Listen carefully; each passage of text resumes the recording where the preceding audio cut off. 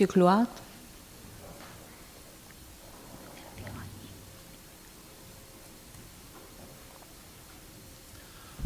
Bonsoir à tous. J'aimerais saluer M. Bergeron, avec qui j'ai eu des rapports tout à fait cordiaux dans une autre carrière. Bonsoir tout le monde. Nous avons passé le mois de juillet et août à parcourir les rues de notre district afin de rencontrer les citoyens résidents autour du golfe des Vieilles Forges. Plus de 90 de ces gens trouvent que le projet de 445 habitations sur ce golfe est inacceptable. Lors du dernier conseil, j'ai, au nom des résidents de ce quartier, déposé une pétition de 251 noms, ainsi qu'un document montrant un échantillon de 5 golfs transformés ou à être transformés en quartier résidentiel au Québec. Ces documents ont été déposés à la greffière et envoyés par courriel à chacun des membres de ce conseil dès le lendemain. J'aimerais savoir si vous avez pris connaissance de ces documents, parce que nous n'avons reçu aucun accusé de réception. Les citoyens du district des Forges ont participé en grand nombre à 3 rencontres concernant la transformation de ce golfe depuis le 29 mai dernier. Aujourd'hui, le 4 septembre, soit environ 3 mois plus tard, nous n'avons toujours pas de réponse aux questions qui ont été posées au mois de mai et ce projet est toujours et encore aussi flou.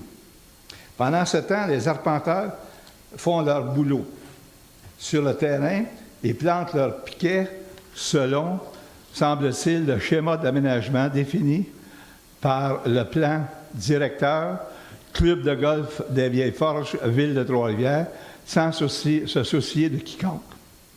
Et j'ajoute que ce travail-là est fait sous la descente des aéronefs.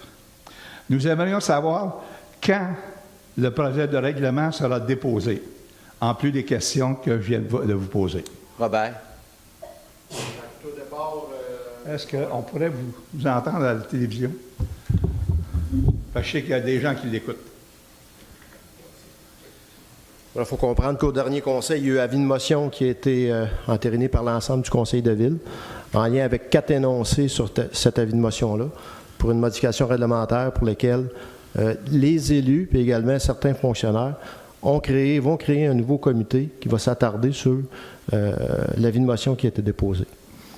Okay. Les délais, écoutez, je peux se donner une couple de mois certains avant qu'on puisse sortir avec un règlement qui soit tangible.